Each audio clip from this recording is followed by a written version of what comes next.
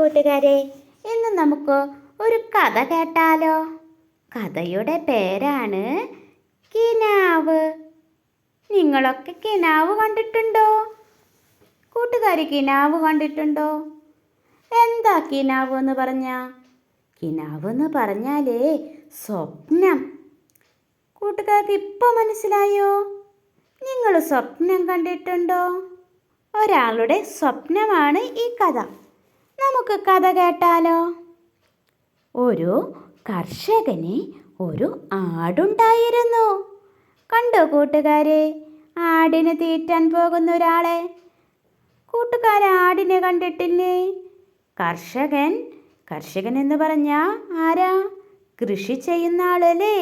ഈ കർഷകൻ എന്ത് കൃഷിയാണ് ചെയ്യുന്നേ? ആട് കൃഷി. എന്നും ആ കർഷകൻ ആടിന് തീറ്റ കൊടുക്കും. അങ്ങനെ ഇരിക്കെ ഒരു നാള് അയാൾ ആ ആടിനെ വിറ്റു. വേറൊരാൾക്ക് അയാൾ ആടിനെ വിറ്റു. എന്തിനാവും വിറ്റുണ്ടാവുക? പൈസ കിട്ടാനല്ലേ?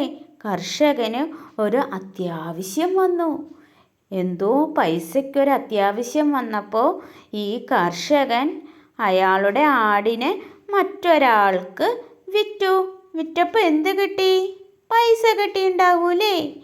പക്ഷെ അങ്ങനെ വിറ്റ് കഴിഞ്ഞ് അയാൾക്ക് ഒരുപാട് സങ്കടമായി. കാരണം എന്നും ആടിനെ സ്നേഹിച്ച് ആടിന് തീറ്റ കൊടുത്ത് ആടിനെ നോക്കിയിരുന്ന ആ കർഷകന് ആ ആട് പോയപ്പോൾ ഭയങ്കര സങ്കടമായി. അങ്ങനെ അയാൾ അന്ന് കിടന്നുറങ്ങി. കിടന്നുറങ്ങുമ്പോൾ അയാൾ ഒരു കിനാവ് കണ്ടു. സ്വപ്നം കണ്ടു. ആട് തിരികെ വന്നെന്ന്.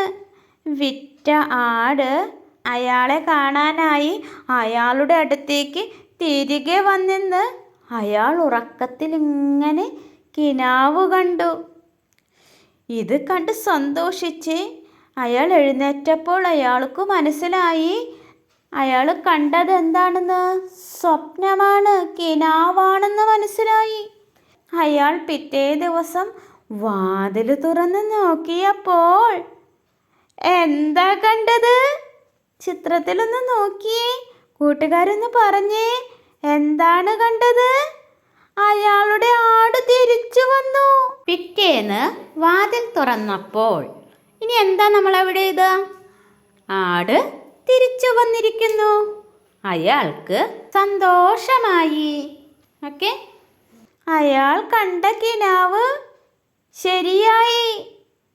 അയാൾ ഉറക്കത്തിൽ കണ്ട കിനാവ് എന്തായി? ശരിയായി. അതേപോലെ പിറ്റേ ദിവസം വാതിൽ തുറന്ന് നോക്കിയപ്പോൾ അയാൾ വിറ്റ ആട് തിരിച്ചു വന്നിരിക്കുന്നു. അയാൾക്ക് വലിയ സന്തോഷമായി. ഈ കഥ കൂട്ടുകാർക്ക് ഇഷ്ടമായോ? കൂട്ടുകാർ ഇതുപോലെ സ്വപ്നം കണ്ടിട്ടുണ്ടോ? കിനാവ് കണ്ടിട്ടുണ്ടോ? എങ്കിൽ കൂട്ടുകാർ കണ്ട കിനാവ് ഒന്ന് പറഞ്ഞു നോക്കിയേ. കൂട്ടുകാർക്ക് ഇഷ്ടമായൊരു കിനാവിനെ കുറിച്ച് പറയാമോ?